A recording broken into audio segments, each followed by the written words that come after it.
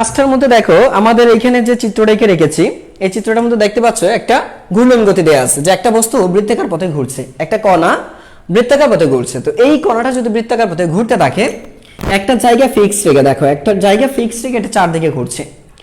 তো প্রাথমিক দিকে এর যে ইনিশিয়াল কৌণিক বেগ এটাকে বলি আমরা কি কৌণিক বেগ। তাহলে আদি কৌণিক বেগ এটার দেখো আদি কৌণিক বেগ ওমেগা আই ইকুয়াল হচ্ছে 0 রেডিয়ান পার সেকেন্ড। আচ্ছা, আর শেষ কৌণিক বেগ অথবা দেখো এফ এত ইজ নট ইকুয়াল 0, যে কোনো একটা আছে not equal 0 red per second. আচ্ছা, আর এখানে দেখো কণার আদি সরণ, এখানে আদি কৌণিক সরণ এইটা দেখো আদি কৌণিক সরণ হচ্ছে থিটা নট, আর শেষ কৌণিক সরণ হচ্ছে থিটা। আর কৌণিক সরণের পরিবর্তন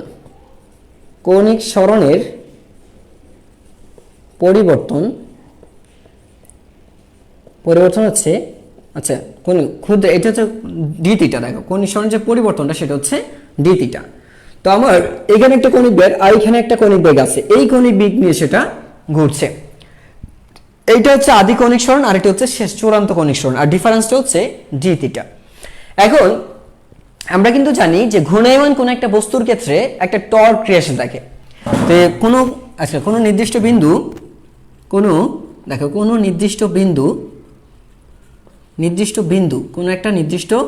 বিন্দু বা অক্ষকে কেন্দ্র করে অক্ষকে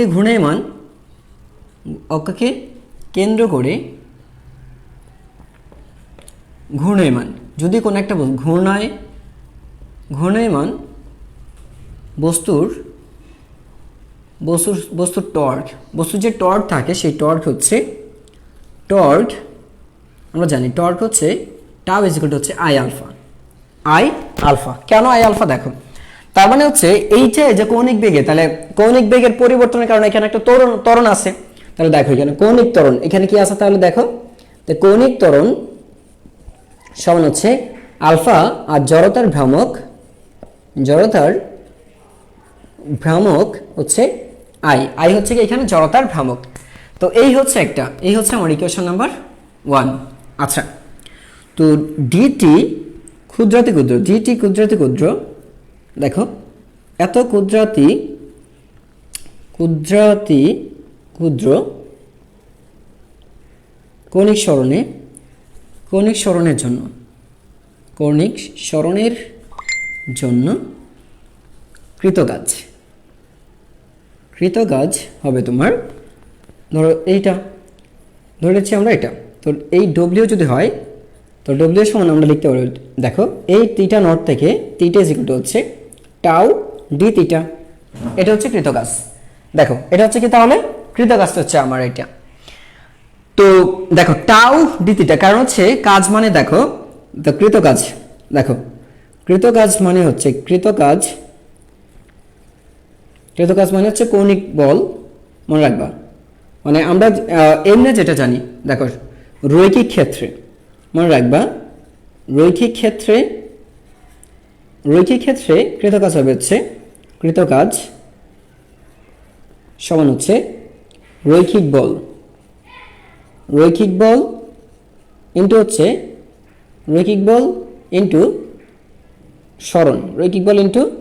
সরণ, বুঝতে পারছো? আর ঘূর্ণন গতির ক্ষেত্রে ঘূর্ণায়মান ঘূর্ণনের ক্ষেত্রে বা এটা, তো ঘূর্ণনের ক্ষেত্রে কৃতকাজ হচ্ছে নর্মালি, যেটা যদি নর্মাল করতে চাও সেটা হচ্ছে তোমার কৃতকাজ সমান হচ্ছে ঘূর্ণন বল ইন্টু হচ্ছে কৌণিক সরণ, ঘূর্ণন বল ইন্টু কৌণিক সরণের ব্যবধান, কৌণিক সরণ দেখো ঘূর্ণন বল ইন্টু হচ্ছে কৌণিক সরণ। কৃতকাজটা হবে কি ঘূর্ণন বল ইন্টু কৌণিক সরণ, তাহলে দেখো এটা হচ্ছে ঘূর্ণন বল আর এটা হচ্ছে কি কৌণিক সরণ, ঘূর্ণন বল এটা হচ্ছে কৌণিক সরণ। যেহেতু এটি ক্যালকুলাস মেথডে প্রুফ করছি আমরা, এটা কিন্তু এক্সট্রা নোট লিখে রাখো, এটা হচ্ছে এক্সট্রা একটা নোট লিখে রাখতে পারো। আমরা কিন্তু এইটা কেন লিখছি, এটা হচ্ছে রৈখিক। যেমন তোমরা কিন্তু এইটা ক্ষেত্রে জানো যে এটা কিন্তু জানো ডব্লিউ সমান এফএস, কি জানো তোমরা, ডব্লিউ সমান সরাসরি হচ্ছে এফএস, আর এটা হচ্ছে ডব্লিউ সমান সরাসরি টাউ থিটা। কোন ক্ষেত্রে, নরমাল মেথডে, এটা হচ্ছে নরমাল মেথডে, কিন্তু ক্যালকুলাস মেথড হচ্ছে এটা ক্যালকুলাস, এটা হচ্ছে তোমার নরমাল মেথড। আর ক্যালকুলাস মেথডে কি লিখবা, ক্যালকুলাস মেথডে হচ্ছে তোমার এখানে হবে এফ ডিএক্স কি লিখবো আমরা এখানে, এফ ডিএস। ক্যালকুলাস ফরম্যাট হচ্ছে এফ ডিএস, আর এটা হচ্ছে নরমাল মেথড এটা, আর অন্য মেথড হচ্ছে টাউ ডি থিটা। তো ক্যালকুলাস ফরম্যাটে এটা, আর নরমাল মেথড এটা, ক্যালকুলাস নরমাল। তো আমরা এখানে যেটা লিখছি এটা হচ্ছে তোমার, এটা হচ্ছে অনির্দিষ্ট যৌগ যদি আমার সরণটা যদি নির্দিষ্ট না থাকে, আর যদি সরণ নির্দিষ্ট থাকে তাহলে তো আমরা লিখতে পারি এইভাবে। আচ্ছা, তো এটা লিখলাম। এখন আমরা কিন্তু এখান থেকে লিখতে পারি, দেখো টাউ সমান কি লিখতে পারি, I alpha d theta, theta not into এখানে লিখতে পারি আমরা ডি থিটা। এটা ধরে নাও 1 নং, এটা 2 নং ধরে, এটা ধরলাম আমরা 2 নং। এখন এই আলফা সমান তুমি যেটা লিখতে পারো, আলফা মানে কি ডি ওমেগা, মানে ডি ওমেগা বাই ডিটি, কৌণিক সরণের পরিবর্তনের হার, কৌণিক বেগের পরিবর্তন। আলফা মানে হচ্ছে কৌণিক বেগের পরিবর্তন, তাহলে এটা লিখতে পারি ডি ওমেগা ডিভাইডেড বাই হচ্ছে ডিটি ইনটু লিখতে পারি ডি থিটা ডিভাইডেড বাই হচ্ছে ডিটি।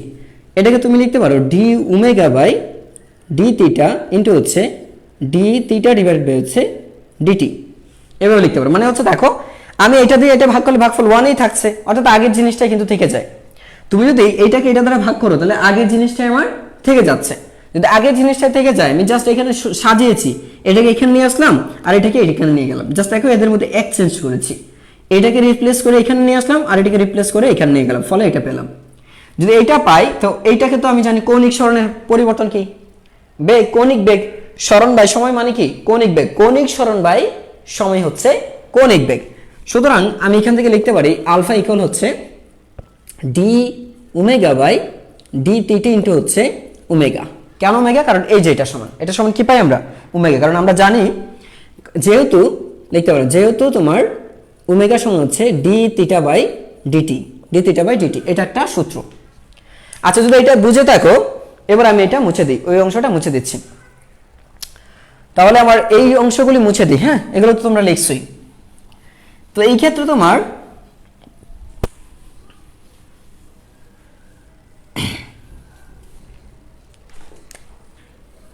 দেখো এটা কেন লিখছে তো বুঝছো, কারণ হচ্ছে আমরা ওমেগা সমান কি জানি, যেহেতু ওমেগা ইকুয়াল হচ্ছে ডি থিটা বাই ডিটি, কারণ কৌণিক বেগ মানে হচ্ছে কৌণিক সরণ বাই সময়। তাহলে আমরা এই এর মান দেখো, তো এখানে আলফার মান দেখো, আলফার মান 2 নং এ বসিয়ে পাই, 2 নং এ বসিয়ে পাই কি পাচ্ছে দেখো তো 2 নং এ। তো আলফার মান যদি 2 নং এ বসাও তাহলে ওমেগা ডব্লিউ সমান, দেখো এইটা আবার ডব্লিউ, এটা কিন্তু ডব্লিউ দূর, এটা হচ্ছে ডব্লিউ। তো ডব্লিউ ইকুয়াল হচ্ছে, তুমি বসাইতে পারো এখানে যে টাউ, একটা তো টাউ আমার ছিলই, এই হচ্ছে টাউ, আর আমার ছিল কি দেখো আলফা সমান কত পেয়েছি, আলফা সমান পেয়েছি d omega by d theta into হচ্ছে ওমেগা, আর একটা ডি থিটা আমার ছিলই। দেখো তো আলফা আই সমান, এখানে কি বসাইছি, ও আই ছিল, এখানে কি ছিল, আই ছিল, তো আই লিখলাম, এই দেখো আই তো আই, আর আলফার পরিবর্তে আমি লিখছি কত, দেখো আলফা মানে কত পেয়েছি, আলফা মানে পেয়েছি d omega by d theta into হচ্ছে ওমেগা। এই যে দেখো d omega by d theta into হচ্ছে ওমেগা, তাহলে এইটা আর এটা কাটা, তো যদি কেটে ফেলি তাহলে থাকছে তোমার এখানে, আর এটা ছিল ডি নট থিটা নট থেকে থিটা।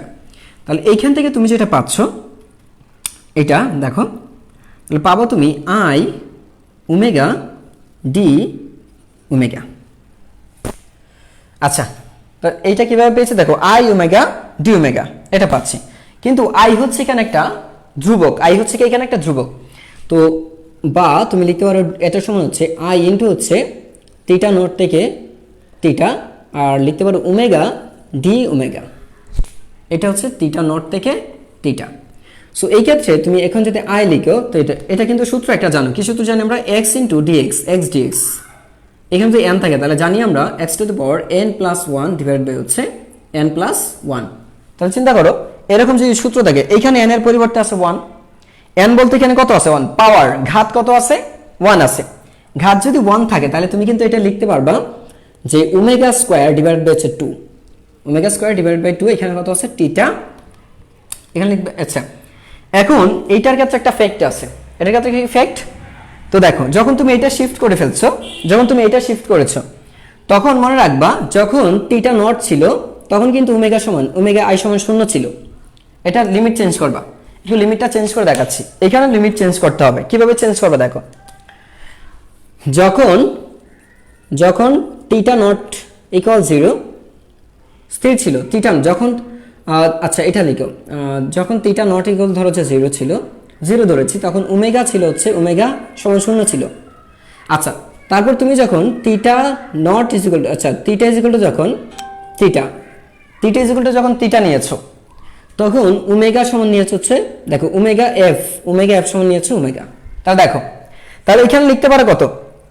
তাহলে তুমি যখন এটা চেঞ্জ করেছো, এটা যখন চেঞ্জ করেছো তখন তোমার এখানে লেখা উচিত ছিল এটা মানে কত লিখবা 0, কারণ কি আদি বেগ 0 ছিল। আদি কৌণিক বেগ কত? Theta not. যখন আদি সরণ ছিল তখন আদি কৌণিক বেগ ছিল 0। যখন শেষ কৌণিক বেগ মানে শেষ কৌণিক সরণ থিটা ডি থিটা নিয়েছো, তখন শেষ কৌণিক বেগ পেয়েছো ওমেগা। তাহলে আমি এখানে লিখবো কত? এটা লিখবো হচ্ছে ওমেগা। তো দেখো, থিটা নটের রিপ্লেসে আসছে কত? 0, আর থিটা রিপ্লেসে আসছে কত? ওমেগা। যখন এটা বা থিটা সমান থিটা, তখন ওমেগা সমান হচ্ছে এটা। থিটা সমান যখন থিটা, তখন ওমেগা এফ সমান হচ্ছে ওমেগা নিয়েছি। বাস এটা নিলাম। তো এখানে বসাবো হচ্ছে, এখানে আমরা বসাবো ওমেগা, আর এখানে বসাবো হচ্ছে 0। যদি 0 বসাই তাহলে হাফ অফ আই, এবার তুমি বসাও ওমেগা আচ্ছা omega square minus 0, omega square minus 0। তো আলটিমেটলি আমি যেটা পাচ্ছি সেটা হচ্ছে দেখো ওমেগা ডব্লিউ সমান হচ্ছে half of I omega square. তাহলে এইটাই হচ্ছে আমার কৃতকাজ, এটা হচ্ছে আমার ঘূর্ণন কৃতকাজ, এটা হচ্ছে কি আমার ঘূর্ণন গতিশক্তি। এখন এটা তো কৃতকাজটা পেয়েছি আমরা, কি পেয়েছি? এটা আমরা কৃতকাজ পেয়েছি। দেখো, তো যদি এটা কৃতকাজ হয়ে থাকে, যদি এটা কৃতকাজ হয়ে থাকে, আমরা কিন্তু এটা 0 নাও ধরতে পারতাম। যদি 0 না ধরি তাহলে বলতে পারি আমরা, আচ্ছা আমরা এটাকে 0 নাও ধরতে পারি, আমরা ধরো এটা 0 ধরি নেই। যদি তুমি 0 না ধরো তাহলে কেসটা অন্য দাঁড়াবে। ধরো যে এটা একটা ধরেছে, এখানে আমি এখানে 0 ধরি নাই। আচ্ছা, এটা করে ফেলছি মানে করেই ফেলছি। দেখো, এটা এভাবেই করলাম। তো এটা যদি এভাবে করি তাহলে আমরা কিন্তু এটা পেয়ে গেছি, এখানে এটা পেয়ে গেলাম। আচ্ছা, এবার দেখো, ওকে ফাইন। তো আমরা জানি নির্দিষ্ট কোনো বিন্দু বা অক্ষকে কেন্দ্র করে ঘূর্ণায়মান বস্তুর টর্ক হচ্ছে tau is equal to I alpha, যেখানে আই হচ্ছে জড়তার ভ্রামক আর আলফা হচ্ছে কৌণিক ত্বরণ। আলফা হচ্ছে কি? কৌণিক ত্বরণ। তো এটা লিখলাম এক নং। আমরা জানি যে ডি থিটা ক্ষুদ্র কৌণিক সরণের জন্য কৃতকাজ হবে হচ্ছে ডি সমান হচ্ছে ওমেগা ডব্লিউ সমান থিটা নট থেকে এত টর্ক ইনটু কৌণিক বল ইনটু সরণ, কৌণিক বল ইনটু কৌণিক সরণের, কিন্তু টাও সমান জানি আই আলফা, এক নং হতে বসাই দিলাম, এটা রাখলাম। কিন্তু আমরা ত্বরণ জানি d omega by d theta, যেহেতু এখানে তোমার যেটা হবে যে টোটাল কৌণিক, তার মানে এই যে ডি থিটা, এই ডি থিটার জন্য কিন্তু এখানে ডি ওমেগা একটা কৌণিক বেগ আছে। টোটালটা প্রাথমিক দিকে ছিল 0, কিন্তু চূড়ান্ত বেগ হচ্ছে চূড়ান্ত কৌণিক বেগ হচ্ছে ওমেগা, চূড়ান্ত কৌণিক বেগ হচ্ছে ওমেগা। তাহলে কৌণিক বেগের পরিবর্তন কতটুকু? কৌণিক বেগের পরিবর্তন ধরে নিয়েছি আমরা ডি ওমেগা, ঠিক আছে? ডি থিটার জন্য পাচ্ছি ডি ওমেগা। তো যদি ডি ওমেগা পাই, তাহলে আমরা জানি যে এখান থেকে সময়ের একটা ব্যবধান আছে, যে সময়, তাহলে এইখান থেকে এইখানে যাইতে সময় লাগতেছে কত? D theta. একটা সময় লাগবে কত? D theta. যদি ডি থিটা লাগে তাহলে কৌণিক ত্বরণটা হবে d omega by d theta, আচ্ছা, কিন্তু আমরা d omega by d theta দেখে আমরা কৌণিক সরণ দিয়ে যদি লিখি তাহলে দেখো d theta by d theta, অর্থাৎ আলটিমেটলি আমার 1ই থাকছে, আগেরটাই থাকছে, কোনো পরিবর্তন নেই। এটা কাটলে তো এটাই থেকে যায়, কিন্তু এটাকে আমি একটা সুবিধার জন্য নিয়েছি। কিভাবে নিয়েছি দেখো, তো লিখলাম এটা, আর থিটাকে এখানে নিয়ে এটাকে এখানে নিয়ে আসলাম। এতে করে কি হলো? D omega by d theta, আর d theta by d t তৈরি হলো। কিন্তু আমরা জানি যে সরণের পরিবর্তনের হার হচ্ছে, সরণ পরিবর্তনের হারকে বেগ বলি, হারকে বেগ, আর কৌণিক সরণের পরিবর্তন হারকে বলি কৌণিক বেগ, কৌণিক সরণের পরিবর্তনের হারকে বলি কৌণিক বেগ। তাহলে লিখলাম হচ্ছে কৌণিক বেগ। এবার আমরা এই আলফার মানটা যদি দুই নিয়ে বসায় দিই, দেখো আই এর জায়গায় আই, আর এই আলফার জায়গায় বসালাম d omega by d theta হচ্ছে ওমেগা, আর ডি থিটা ছিল ডি থিটা। তো ডি থিটা কেটে দিলাম, যদি কেটে দেই তাকে আই ওমেগা ডি থিটা। এখানে একটা নির্দিষ্ট বস্তুর ক্ষেত্রে কৌণিক জড়তার ভ্রামক নির্দিষ্ট, একটা নির্দিষ্ট অক্ষকে কেন্দ্র করে যদি কোনো একটা বস্তু ঘূর্ণায়মান থাকে, আমি আবার বলছি, নির্দিষ্ট কোনো বিন্দুকে বা নির্দিষ্ট কোনো অক্ষকে কেন্দ্র করে যদি কোনো একটা বস্তু ঘুরতে থাকে, তাহলে ওই বস্তুর জড়তার ভ্রামক থাকবে ধ্রুবক। জড়তার ভ্রামক কি থাকবে? ধ্রুবক। প্রত্যেকটা বস্তুর জড়তার ভ্রামক থাকে কি? ধ্রুবক। নির্দিষ্ট অক্ষকে কেন্দ্রগামী, নির্দিষ্ট অক্ষকে কেন্দ্র করে ঘূর্ণায়মান কোন বস্তুর জড়তার ভ্রামক সর্বদাই নির্দিষ্ট থাকবে। তো জড়তার ভ্রামক এখানে ধ্রুবক। তো ধ্রুবকটাকে আমরা কি করলাম? বাইরে নিয়ে আসলাম। চলককে কৌণিক বেগ কি করে বুঝলাম? এই যে এখানে পরিবর্তন হচ্ছে। এখন যেহেতু আমি কৌণিক বেগের সাপেক্ষে আমি সমাকলন করব, তাহলে আমার এটা চেঞ্জ করতে হবে। তাহলে এটা তো সরণ আর এটা কৌণিক বেগ, তাহলে দুইটা ভিন্ন হয়ে যাচ্ছে না? আবার এখানে যে থাকবে এ হচ্ছে অপারেটর, তাহলে ওর সাপেক্ষে আমার করতে হবে। তো ওমেগার সাপেক্ষে যদি করি তাহলে আমার সরণকে পরিবর্তন করতে হবে। তো সরণ পরিবর্তনের জন্য যখন সরণ শূন্য ছিল তখন আদিবেগ মানে হচ্ছে কৌণিক সরণ কৌণিক বেগ শূন্য ছিল, তাহলে আমরা এই ডি নটের জন্য শূন্য হইলে ওমেগা আই এর মানটাও শূন্য, তাহলে এই বসালাম। দেখো তো এখানে ছিল এই যে দেখো এটার পরিবর্তে কত বসালাম? শূন্য। ঠিক আছে। আচ্ছা, তারপরে যখন ছিল ওমেগা থিটা সমান যখন থিটা, তখন ওমেগা মানে চূড়ান্ত কৌণিক বেগ হবে কৌণিক বেগের সমান। চূড়ান্ত কৌণিক বেগ হবে কি? এই কৌণিক বেগের সমান। তাহলে আমরা কি বললাম? দেখো এই যে ওমেগা, এই থিটার জন্য ওমেগা, নটের জন্য নট, আর থিটার জন্য ওমেগা বসালাম। আচ্ছা, এবার আমরা যদি এটা করি, দেখো করি, তাহলে আমরা যে এই সূত্র ব্যবহার করে যে x to the power n dx সমান হচ্ছে x to the power n plus 1, পাওয়ার 1 বেড়ে যায় এবং টোটাল পাওয়ার দিয়ে ভাগ করতে হয়। পাওয়ার 1 বেড়ে যায়, টোটাল পাওয়ার দিয়ে ভাগ করতে হয়। ভাগ করলাম, ভাগ করলে এটা আসবে। তাহলে এটা দেখো সূত্র বসালাম। এবার তুমি এই হাফ, এখানে কিন্তু হাফ আছে, তাহলে ওমেগার পরিবর্তে এবার ওমেগা বসাও, তাহলে ওমেগা স্কয়ারই পাবা। আর ওমেগার পরিবর্তে শূন্য বসালে তুমি শূন্যই পাবা। তাহলে আমরা যেটা করছি upper limit minus lower limit, upper limit minus lower limit, বাস। তো এটা বসাই আমরা ফাইনালি পেয়েছি ওমেগা সমান এটা। তো মুছে দিলাম। এবার আমি এটা মুছলাম।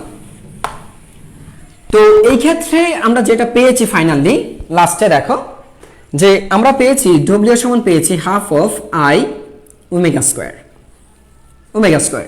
তো দেখো তো কিন্তু কাজ শক্তির উপপাদ্য অনুসারে, কাজ শক্তির উপপাদ্য অনুসারে আমরা জানি যে এটা আচ্ছা, কিন্তু আমরা জানি কি এখানে কিন্তু একটা বিষয় আছে যে যদি যদি আদি কৌণিক বেগ, আচ্ছা যদি আদি কৌণিক বেগ ওমেগা আই শেষ কৌণিক বেগ ওমেগা এফ হয়, তবে কৌণিক বেগের পরিবর্তন, কৌণিক বেগের পরিবর্তন হবে হচ্ছে ওমেগা এফ মাইনাস হচ্ছে ওমেগা আই, এটা হচ্ছে ডেল ওমেগা। তো এটা হবে তোমার ডেল ওমেগা, ডেল্টা ওমেগা সমান হচ্ছে কৌণিক বেগের পরিবর্তন হবে হচ্ছে ধরো যে ওমেগা এফ মাইনাস হচ্ছে ওমেগা আই। আচ্ছা, যদি এটা হয় তাহলে এই কিন্তু কৌণিক বেগ তো আচ্ছা, কিন্তু জড়তার ভ্রামক তো একই থাকবে, কিন্তু জড়তার ভ্রামক একই থাকবে। তো জড়তার ভ্রামক একই হলে যে জড়তার ভ্রামক দেখো, তো জড়তার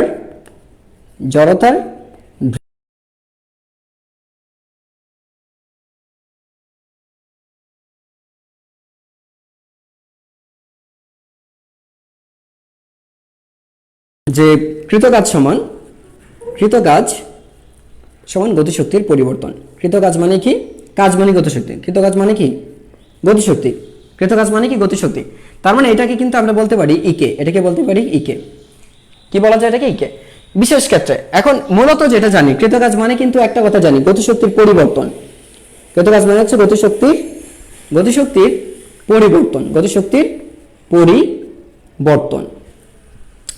তার মানে দেখো এই ডব্লিউ সমান কিন্তু ডেল ইকে দাঁড়াবে, গতিশক্তির পরিবর্তন হবে। কিন্তু দেখো কিন্তু আদি কৌণিক বেগ শূন্য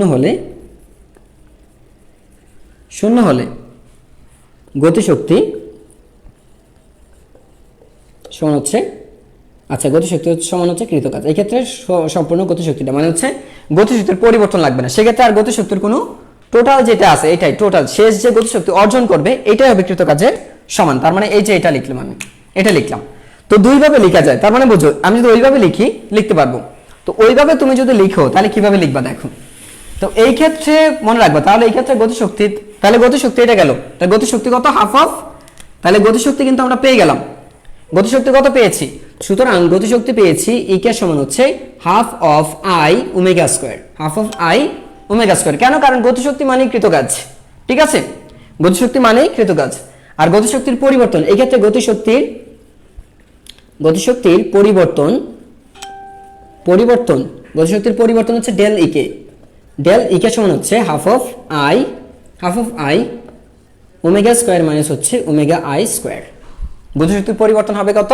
ওমেগা স্কয়ার আই মাইনাস হচ্ছে ওমেগা স্কয়ার মাইনাস, এটাকে লিখতে পারো ওমেগা এফ স্কয়ার, মানে সে চূড়ান্ত গতিশক্তির বর্গ মাইনাস হচ্ছে আদি গতিশক্তির বর্গ, চূড়ান্ত কৌণিক বেগের বর্গ মাইনাস হচ্ছে আদি কৌণিক বেগের বর্গ বাস। তো এইভাবে তুমি এটা করতে পারো। তার আমরা এখান থেকে যা যা পেয়েছি মূলত এখন পর্যন্ত সবই হচ্ছে ঘূর্ণন গতিশক্তি, সবই কি ঘূর্ণন, এটা হচ্ছে ঘূর্ণন গতিশক্তির পরিবর্তন, এটা কি ঘূর্ণন গতিশক্তির পরিবর্তন, আর এটা হচ্ছে ঘূর্ণন গতিশক্তি, এটা হচ্ছে কি ঘূর্ণন গতিশক্তি। তা ঘূর্ণন গতিশক্তি সমান কৃতকাজ সমান ইকে সমান হচ্ছে হাফ আই ওমেগা স্কয়ার। তোমরা তো যাই হোক এটা মুসলাম তাহলে আমরা, তাহলে গতিশক্তি তুমি তো এটা, তাহলে গতিশক্তি আমরা এটা পেলাম তাই না? তো এবার দেখো চলন গতির ক্ষেত্রে কি হবে। তো এটা গেল নির্দিষ্ট অক্ষের সাপেক্ষে। এখন যদি একটা বস্তু গড়িয়ে যায়, চলো ঘূর্ণন, দেখো চলন ঘূর্ণন, এটা হচ্ছে কি চলন ঘূর্ণন গতিশক্তি। চলন ঘূর্ণন গতিশক্তি যদি হয়, আচ্ছা এখানে একটা বিষয় লক্ষ্য করছো যে আমরা যখন গতিশক্তিটা লিখছি তখন কিন্তু লিখছি হচ্ছে half of I omega square, half of I omega square লিখছি তাই না? তো half of I omega square যদি হয়, এখানে তুমি কিন্তু এটাকে এইভাবে লিখতে পারো যে half of m r square omega square. তাহলে এই ক্ষেত্রে বোঝাচ্ছে যে কতগুলি কণার, আচ্ছা এটাকে এইভাবে লিখতে পারো, অথবা এটাকে লিখতে পারো ইকে সমান লিখতে পারো সামেশন অফ লিখতে পারো হাফ, আচ্ছা হাফ অফ সামেশন, দেখো summation of m i r i square omega square. এটা এর দ্বারা যেটা বোঝায়, এটা যারা কতগুলি কণার, তো কতগুলো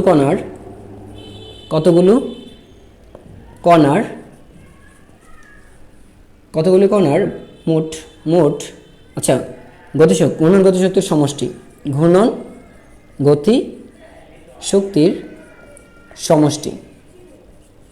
এই যে এটা দ্বারা যেটা বোঝাচ্ছে, দেখো এটা এর সামেশন দ্বারা বলছে অনেকগুলো কণা আছে, যদি এটা এরকম থাকতো, মানে এইটার মধ্যে যদি অনেকগুলো কণা থাকতো, আমি যদি এইখানে নিতাম, এইখানে, ঠিক আছে, ইত্যাদি পয়েন্টে যদি নিতাম, একটা পয়েন্ট তো নেই না, আমরা তো অনেকগুলো পয়েন্টের জন্য এখন নিচ্ছি।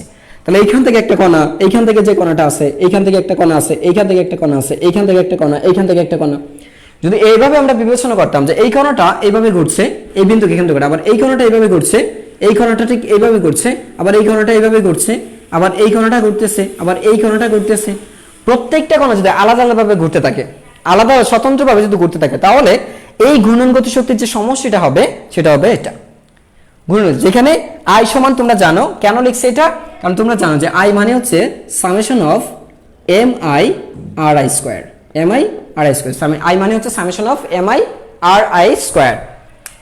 আচ্ছা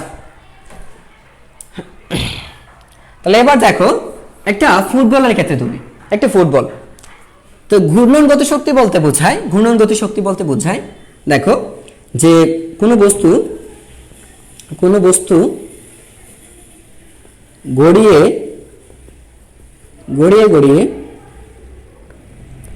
সামনে গেলে, একটি গতিশক্তি অর্জন করবে, একটি গতিশক্তি থাকবে। আচ্ছা এখানে বলছে কি, দেখো কোনো বস্তু গড়িয়ে সামনে গেলে, মূলত আমি কথাটা না লিখে এভাবে লিখতে পারতাম। দেখো তোমরা কিন্তু জানো চলন বলতে সব, মানে একটা মুহূর্তে একই দিকে সবগুলো কণা, একটা বস্তুর যতগুলি কণা থাকবে সবগুলো কণা যদি একই সময়ে একই সাথে গড়িয়ে যেতে থাকে, সেটাকে বলে আমরা চলন গতি। আর যদি বস্তুটা ঘূর্ণন দিতে থাকে, মানে বিষয়টা হচ্ছে এরকম যে আমি যদি এইভাবে নিয়ে আসি, তাহলে এটা একটা চলন গতি, কিন্তু এটা হচ্ছে শুধু রৈখিক গতি থাকবে, এখানে চলন গতি থাকবে, এখানে কোনো ঘূর্ণন গতি থাকবে না। একটু ভালো করে বোঝার চেষ্টা করবা। আমি যদি এখানে এটাকে এইভাবে করি, দেখো আমার কাছে ধরো এই যে টাইগার একটা বোতল আছে, তো টাইগারের বোতলটা একটু ঘূর্ণনটা একটু দেখবা, এই টাইগারটার দিকে আছে, দেখো টাইগার, সো এটা দেখো একটু সামনের দিকে, পজিশনটা একটু দেখো, পজিশনটা হচ্ছে এইখান থেকে যাচ্ছে, ঠিক আছে, এবার এই টাইগারের বোতলটা একটু ভালো করে দেখো, এটা যখন যাচ্ছে দেখো এবারে যখন যাচ্ছে টাইগার লেখাটাই আসছে। তো একটা বিষয় লক্ষ্য করো, এটা কিন্তু ঘুরছিল, তাহলে ঘুরছিল প্লাস সামনে যাচ্ছিল, ঘূর্ণন একটা হচ্ছে ঘূর্ণন আর একটা কি সামনে, দুইটাই হচ্ছে কিন্তু একসাথে।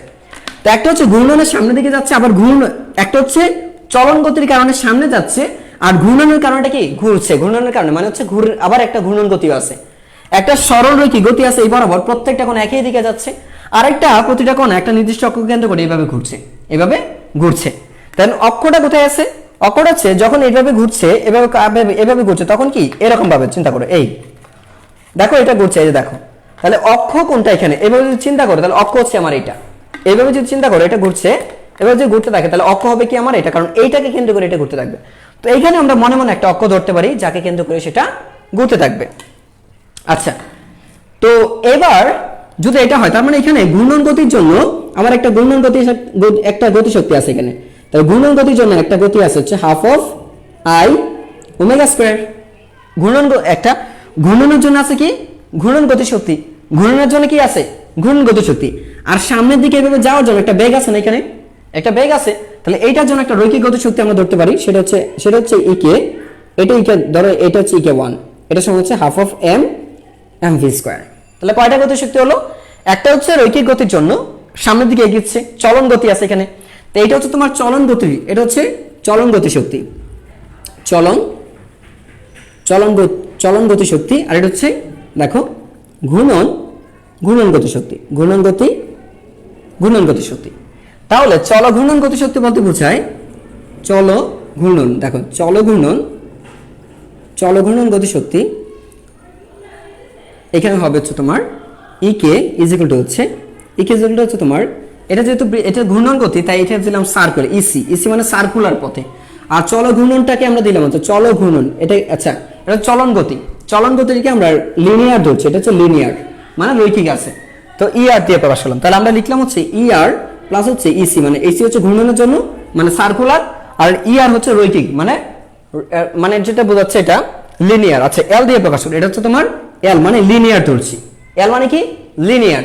আচ্ছা, তো আমরা এখান থেকে কি পাচ্ছি, দুইটা গতিশক্তি মিলে একসাথে একটা বস্তুর উপর দুই ধরনের গতিশক্তি, তাহলে এখানে লিখলাম half of M V square plus হচ্ছে half of I omega square, কি লিখতে পারি আই ওমেগা স্কয়ার। এখন তুমি কিন্তু একটা বিষয় জানো, তাহলে এটাকে আমরা লিখতে পারি হয়, দেখো তাহলে এটাকে লিখতে পারো তুমি এম ইন্টু হচ্ছে ভি মানে কি বলো তো ওমেগা আর, ভি মানে হচ্ছে ওমেগা আর প্লাস হচ্ছে half of I omega square, তাহলে এটাকে তুমি লিখতে পারো হাফ অফ এম দেখো ওমেগা স্কয়ার আর স্কয়ার প্লাস হচ্ছে half of I omega square. আচ্ছা, যদি এভাবে লিখি তাহলে তুমি কিন্তু এখানে আরেকটা বিষয় লিখতে পারো, তাহলে এইটাই হচ্ছে আমার, এটাকে তুমি এভাবে লিখতে পারো, তাহলে দেখো এম আর স্কয়ার এখানে half of I omega square plus হচ্ছে, তাহলে এখান থেকে লিখতে পারো তুমি আলটিমেটলি যেটা আসবে। আচ্ছা এইভাবে লিখতে হবে না, দেখো তাহলে এইখান থেকে আমরা কি পেয়েছি, তাহলে এই বস্তুটার জন্য কৌণিক বেগটা যদি এরকম হয় তাহলে দেখো, তাহলে এইটাও লিখতে পারো হয় এটা, এই যে এটা হয় তুমি লিখতে পারো এটা যে ইকে সমান হচ্ছে ইকে সমান এটাও লিখতে পারো, অথবা ইকে সমান তুমি এটাও লিখতে পারো। তাহলে এইটা হচ্ছে তোমার চল ঘূর্ণন গতিশক্তি, যেখানে আসলে দুই ধরনের গতি থাকবে, একটা চলন গতি আর একটা ঘূর্ণন গতি। চলন গতির জন্য চলন গতিশক্তি পাবে, আর ঘূর্ণন গতির জন্য ঘূর্ণন গতিশক্তি পাবে। আর বস্তুটার গতিশক্তি, তাহলে বস্তুর গতিশক্তি হবে দুইটা গতিশক্তির সমষ্টি, বস্তুর গতিশক্তি হবে দুইটা গতিশক্তির সমষ্টি, একটা ঘূর্ণন গতিশক্তি আর একটা চলন গতিশক্তি, এই দুইটাকে কম্বাইন করে বলছি আমরা চলন গতিশক্তি। তো এটা মুছে দিলাম, হ্যাঁ এটা কিসের জন্য বললাম, এটা কিন্তু একটা, এইটা দেখো সাইকেলের চাকা, তো দেখো সাইকেলের চাকা, হ্যাঁ তারপর ধরো যে ফুটবলের গতি, মানে সাইকেলের চাকার গতি বা ফুটবলের গতিটা, ক্রিকেট বলের গতি, এইগুলো তোমার এইটার মধ্যে পড়বে। আর পৃথিবীর ঘূর্ণন গতির জন্য পড়বে, পৃথিবী যে ঘুরে দেখো, তো পৃথিবীর ঘূর্ণন গতির জন্য যদি চিন্তা করো তাহলে কিন্তু এটা কেমন হবে বুঝতে পারছো কি, পৃথিবী যদি ঘুরতে থাকে, হ্যাঁ পৃথিবী একটা সেন্টার গেট, সূর্যকে কেন্দ্র করে যখন ঘুরতে থাকবে, তো পৃথিবীর যদি ঘুরতে থাকে সূর্যকে কেন্দ্র করে, ধরো যে এখান থেকে এই দূরত্ব যদি হয় আর, ঠিক আছে, এটা যদি হয় পৃথিবী, তাহলে পৃথিবীর ভর কত আছে ক্যাপিটাল এম, তাহলে এইটার জন্য দেখো ঘুরে যদি সামনের দিকে এগোয়, পৃথিবী কিন্তু ঘুরে সামনের দিকে যদি এগোয়, এগোইতে থাকে সরল পথে যদি এগোয়, পৃথিবী কিন্তু স্থির না। তোমরা বলতে পারো পৃথিবী তো এরকম ভাবে সেটা আসছে, এভাবে আসছে, কিন্তু পৃথিবীর ক্ষেত্রে যেটা হয় সেটা কিন্তু তোমার সে যেমন একটা ফ্যানের ক্ষেত্রে যদি ধরো একটা জায়গার মধ্যে শুধু ঘুরছেই একটা জায়গায় ঘুরছে, সেটা কিন্তু স্থান পরিবর্তন করতে পারছে না। কিন্তু পৃথিবী কি এক স্থানে আছে? ফ্যানের গতির ক্ষেত্রে তুমি যদি চিন্তা করো, ফ্যানের গতির ক্ষেত্রে হচ্ছে half of I omega square, half of I omega স্কোয়ারই হবে। এইখানে আর কিছু থাকবে না। কেন থাকবে না? কারণ ফ্যান তো তোমার সামনের দিকে এগোচ্ছে না, ফ্যানের মধ্যে কোনো চলন গতি নাই, ফ্যানের কোনো চলন গতি নাই, যেহেতু নাই সেটা পারবে না। কিন্তু পৃথিবী কিন্তু স্থির না, পৃথিবী এখান থেকে এখানে যাবে, এখান থেকে এখানে আসবে, এখান থেকে এইখানে, এখান থেকে এইখানে, এরকম ভাবে সে ঘুরতে থাকবে, অর্থাৎ স্থান পরিবর্তন করতে পারছে। তো স্থানটা কিভাবে পরিবর্তন করছে? একটা হচ্ছে তার এইভাবে যখন সে যাবে তখন একটা রৈখিক বেগ থাকবে। কি থাকবে? একটা রৈখিক বেগ থাকবে। আরেকটা চিন্তা করো, সে এই যে এইভাবে আছে, তার একটা ঘূর্ণন গতি আছে, আরেকটা কি আছে? ঘূর্ণন গতি। তার রৈখিক গতি এবং ঘূর্ণন গতি দুইটাই আছে। তাহলে এই ক্ষেত্রে তার গতিশক্তি হবে ই কে সমান পৃথিবীর ভর, দেখো হাফ অফ পৃথিবীর ভর, half of I omega square. I বলতে সেন্টার, মানে সেন্টার থেকে, মানে জড়তার ভ্রামকটা, ভ্রামক, আর m square, I m square, sorry এটা হবে আই ওমেগা স্কোয়ার পৃথিবীর, প্লাস হচ্ছে I half of m, m বলতে পৃথিবীর ভর, আর এম আর স্কোয়ার কি হবে? এম ভি স্কোয়ার, ভি বলতে রৈখিক বেগটা। তো এটা হচ্ছে পৃথিবীর জন্য। পৃথিবীর যদি ঘুরতে থাকে তো পৃথিবীর যে গতিশক্তি হবে, পৃথিবীর গতিশক্তি একটা চলন ঘূর্ণন গতিশক্তি। পৃথিবীর গতিশক্তিটা কি শুধু ঘূর্ণন গতিশক্তি না, এটা হচ্ছে চলন ঘূর্ণন গতিশক্তি। আমি আবারও বলছি, পৃথিবীর গতিশক্তি শুধুমাত্র ঘূর্ণন গতি নয়, এর সাথে একটা চলন গতিও সম্পর্কযুক্ত আছে। এই জন্য পৃথিবীর যে গতিশক্তিটা পাবে সেই গতিশক্তি হবে চলন ঘূর্ণন শক্তি। সাইকেলের গতি, সাইকেলের চাকার যদি গতিশক্তি বের করতে যাও, তাহলে সাইকেলের চাকার ঘূর্ণনের জন্য একটা গতিশক্তি বের করতে হবে, আরেকটা বের করতে হবে চলন গতির জন্য, কারণ তার প্রত্যেকটা কোণ একই দিকে, একই সময়, একই দিকে দাবিত, গতিশীল আছে এই জন্য। ওকে, তো এটা আমরা পেয়ে গেলাম। তো আমরা কি এটা বুঝতে পেরেছি কিনা বলো তো? আমরা কি এটা ক্লিয়ার হতে পেরেছি? আমরা কি ক্লিয়ার হতে পেরেছি কিনা বলো তো? আচ্ছা, ঘূর্ণন গতির ক্ষেত্রে মনে রাখবা, কোন একটা বস্তু, কোন বস্তু যদি একটি অক্ষ, একটি নির্দিষ্ট বিন্দু, দেখো নির্দিষ্ট বিন্দু বা অক্ষকে কেন্দ্র করে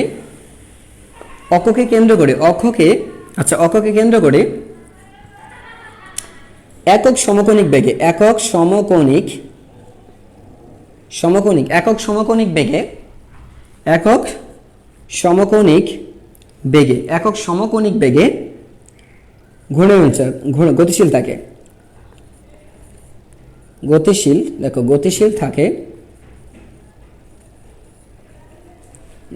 থাকে, আচ্ছা, এখানে বলছে কি যে কোনো বস্তু একটি নির্দিষ্ট বিন্দু বা অক্ষকে কেন্দ্র করে একক সমকোণিক বেগে গতিশীল থাকলে গতিশীল বস্তুর, আচ্ছা দেখো একটি নির্দিষ্ট, আমি একটু সাজিয়ে লিখতেছি, একটি নির্দিষ্ট বিন্দু বা অক্ষকে কেন্দ্র করে একক সমকোণিক বেগে গতিশীল বস্তুর জড়তার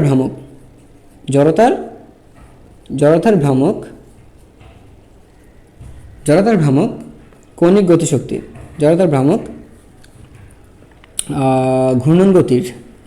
ঘূর্ণন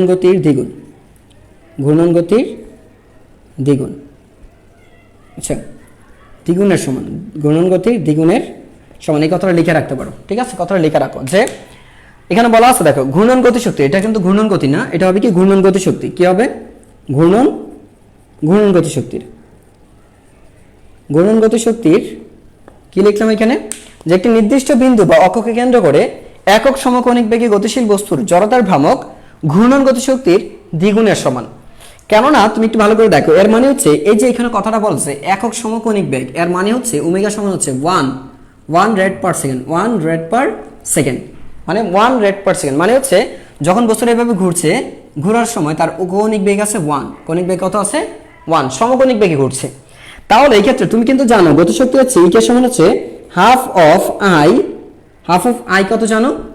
আই ওমেগা স্কোয়ার, তার মানে হচ্ছে হাফ অফ আই ইন্টু হচ্ছে 1 স্কোয়ার ইকুয়াল দাঁড়াচ্ছে হাফ অফ আই।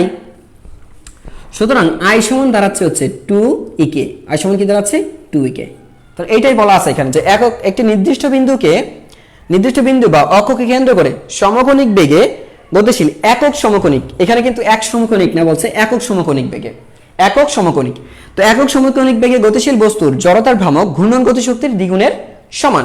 তো দেখো এই যে এটা হচ্ছে ঘূর্ণন গতিশক্তি এর দ্বিগুণের সমান হচ্ছে কি জড়তার ভ্রামক। তো জড়তার ভ্রামক ঘূর্ণন গতিশক্তির দ্বিগুণের সমান। পরের গতিটা, আচ্ছা প্রথমে যেটা বুঝিয়েছি সেটা ছিল ঘূর্ণন গতি, পরে যেটা বুঝিয়েছি চলন ঘূর্ণন গতি। পরে যেটা বুঝিয়েছিলাম যে আমরা যেটা দুইটা সমষ্টি হিসেবে দেখাইছি, সমষ্টি হিসেবে যেটা দেখালাম সেটা হচ্ছে চলন ঘূর্ণন গতি, চলন ঘূর্ণন গতি। আর এখন যেটা দেখাইছি এটা তো বলেই দিয়েছি যে ঘূর্ণন গতি। শুধু ঘূর্ণন গতি আর চলন ঘূর্ণন গতি এক না, শুধু ঘূর্ণন গতি আর চলন ঘূর্ণন গতির মধ্যে ডিফারেন্স আছে, একটা দুটার মধ্যে ডিফারেন্স আছে, ঠিক আছে। তো একটা সেটা ডিফারেন্স হচ্ছে চলন গতি। যে সবসময় মনে রাখবা যে একটা বস্তু, একই বস্তু যদি শুধু ঘূর্ণন গতি চিন্তা করি আর তার চলন ঘূর্ণন গতি চিন্তা করি, তাহলে তার সবসময় চল ঘূর্ণন গতির পরিমাণটা বেশি থাকবে, কারণ ওই বস্তুর ঘূর্ণন গতি শক্তি দুই ক্ষেত্রেই সমান হবে, কিন্তু ঘূর্ণন গতি চলন গতিটা একটার ক্ষেত্রে শূন্য হবে, আরেকটার ক্ষেত্রে হবে না, একটার ক্ষেত্রে থাকবে। এবার একটা ম্যাথ দেখো, ম্যাথটা হচ্ছে ধরো যে একটি চাকার ভর, একটি চাকার ভর 10 কেজি, একটি চাকার ভর হচ্ছে 10 কেজি, আচ্ছা, এবং এর ব্যাসার্ধ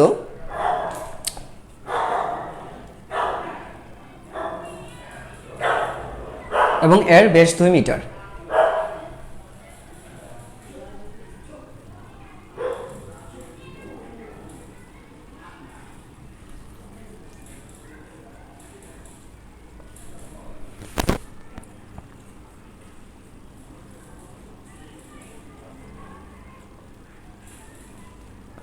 গড়িয়ে চলছে, দেখো গড়িয়ে চলছে, এর গতিশক্তি নির্ণয় করো। বলছে এর গতিশক্তি নির্ণয় করো। তো দেখো এর গতিশক্তিটা আমরা বের করি, তো যদি গতিশক্তি বের করতে চাও, যেহেতু এখানে বলছে একটা চাকা, তো চাকা যদি গড়িয়ে চলে, চিন্তা করে দেখো চাকাটা কিন্তু গড়িয়ে কিন্তু সামনের দিকে যাবে। চাকা কিভাবে করবে? গড়িয়ে সামনের দিকে কিন্তু যেতে থাকবে, তাই না? সামনের দিকে যাবে চাকাটা গড়িয়ে। তো যদি সামনের দিকে যায়, তাহলে এই যে ঘুরছে, এই ঘূর্ণনের জন্য একটা ঘূর্ণন গতি, তার মানে ঘোরার কারণে আছে কি ওমেগা আছে, তাহলে ঘূর্ণন গতি আছে। আর যেহেতু কোন দিকে যাচ্ছে? সামনের দিকে যাচ্ছে, তার মানে কি আছে? একটা বেগ আছে। সামনের দিকে যাওয়ার কারণে কি একটা রৈখিক বেগ আছে। তো চলন গতি, তাহলে এখানে একটা চলন গতি আছে, একটা কৌণিক গতি আছে। তো চলন গতি এবং কৌণিক গতি দুইটাই আছে। আমি আবারও বলছি, এখানে কি কি আছে আমাদের? দেখো এখানে চলন গতি আর কৌণিক গতি দুইটা থাকার কথা না?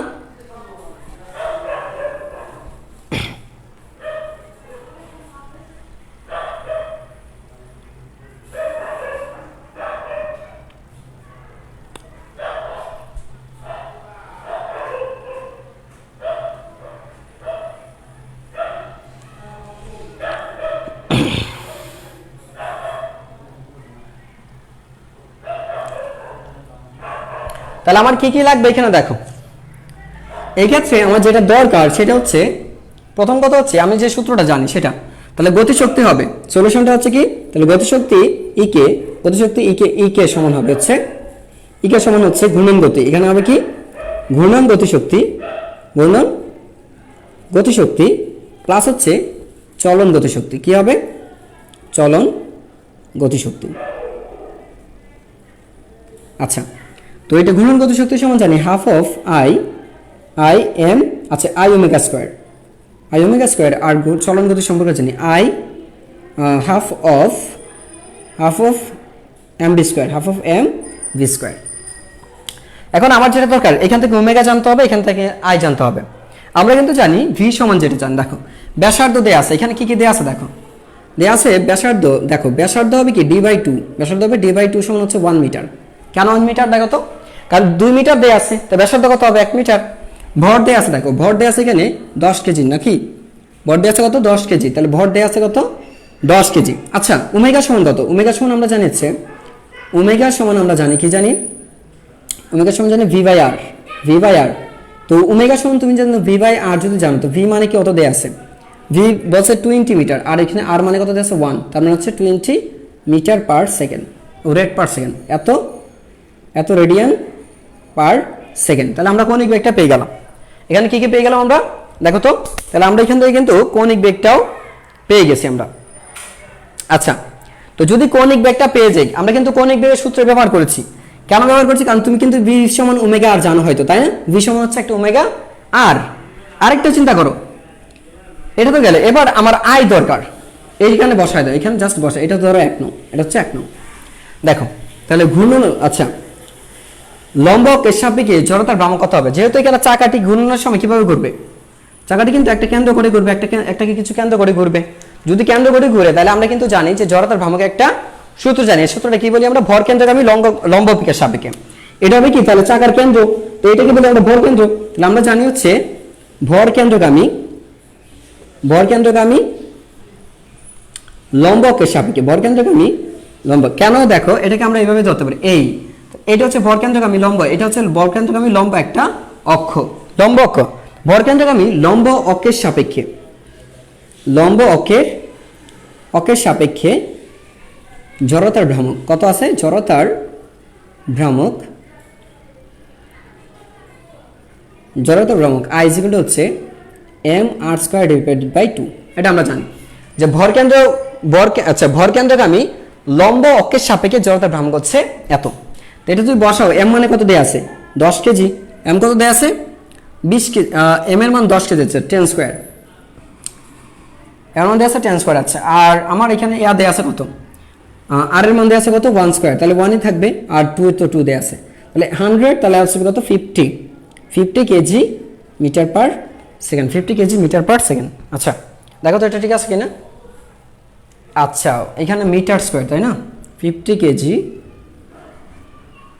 আচ্ছা, তাহলে এখান থেকে তো আমরা পাচ্ছি জড়তা kg per metre square, kg metre percent, kg metre square, তাই না? এইখান থেকে পাচ্ছি কেজি মিটার স্কয়ার। আচ্ছা, সো এবার তুমি বসায় দাও। সুতরাং 1 নং হতে পাই ই কে সমান বসায় দেবে হচ্ছে হাফ ইন্টু হাফ। আই সমান কত পেয়েছি? 50। আর ওমেগা সমান কত পেয়েছি? দেখো এটা ছিল 20 আসলে, তো 20 বসালাম এখানে আমরা। তো 20 বসালে এবার কত আসে? এবার ঠিক আছে, দেখো তো আই সমান 5।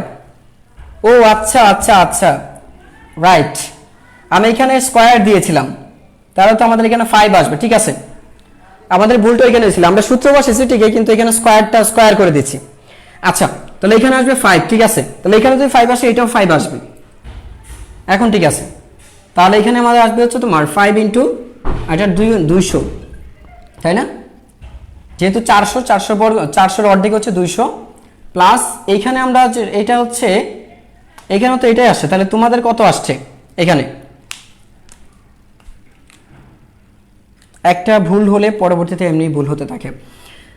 আচ্ছা 400 গেল, তাহলে এখানে আমরা লিখতে পারি হচ্ছে 0.5 ইন্টু 5, আবার এখানে কোনো ভুল করে নাই তো, ইন্টু হচ্ছে তোমার 400, প্লাস হচ্ছে এখানেও লিখলাম 0.5 ইন্টু হচ্ছে এখানে লিখবো 5, এখানে তো 10 তো ভর ঠিক লিখছি বস। আচ্ছা 0.5 এটা লেখার দরকার নাই, তাহলে লিখলাম হচ্ছে 5 গুণ হচ্ছে এখানে, ঠিক আছে 400।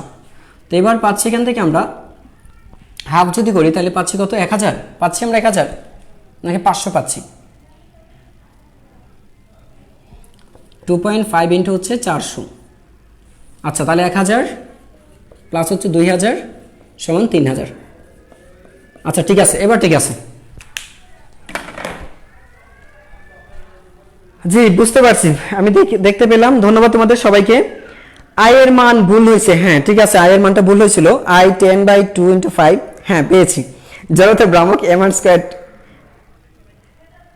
আচ্ছা, জড়তার ভ্রামক mr² হবে না, এটা হচ্ছে কিসের সাপেক্ষে ধরছি, কিন্তু এটা চাকা না একটা, শুধু mr² না। শোনো, জড়তার ভ্রামক তো অনেক হতে পারে, জড়তার ভ্রামকের কিন্তু নির্দিষ্ট কোনো মান নাই, এটা হচ্ছে বিভিন্ন অক্ষের সাপেক্ষে বিভিন্ন হবে। এখন যেহেতু এটা একটা চাকা, তোমরা যারা বলতেছো যে জড়তার ভ্রামক আই সমান হচ্ছে mr², এটা আসলে নির্দিষ্ট না, বুঝছো? এটা পাতলা একটা পাতের জন্য আমরা বের করছি, পাতলা একটা পাতের জন্য। কিন্তু এটা যখন তোমার একটা সাইকেলের চাকা, বা যখন ধরো যে একটা গোলক হবে, একটা সিলিন্ডার হবে, হ্যাঁ একটা আয়তাকার পাত হবে, বা পৃথিবীর যে একটা আকার আছে, এখন ফাঁকা গোলক বা একদম নিরেট গোলক বিভিন্ন ক্ষেত্রে বিভিন্ন আকৃতি বা শেপ অনুযায়ী জড়তার ভ্রামকের পরিবর্তন হবে। তো জড়তার ভ্রামকের প্রায় 16 থেকে 17টা সূত্র আছে, তোমরা 16 থেকে 17টা সূত্র পাবা, বুঝছো? তো একদম ফিক্স না, এটা তোমাদের মুখস্থ করতে হবে যে এই সকল বস্তুর ক্ষেত্রে, যেমন গোলকের ক্ষেত্রে একটা শিখতে হবে তোমাকে। এখন গোলকের ক্ষেত্রে ফাঁপা গোলক নাকি এটা নিরেট গোলক সেটা জানতে হবে।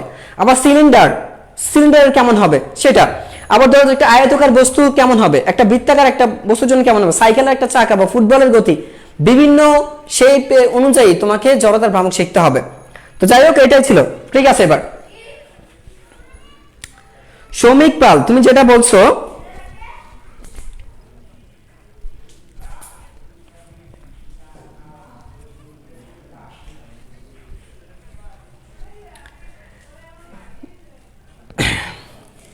এইখানে কেন দিচ্ছি আমি, এইখানে ইউনিটটা ব্যবহার করছি, ভরের একক হচ্ছে কেজি আর দূরত্বের একক হচ্ছে মিটার, আমরা এই এককটা ব্যবহার করছি এইখান থেকে দেখে দেখে, বুঝছো?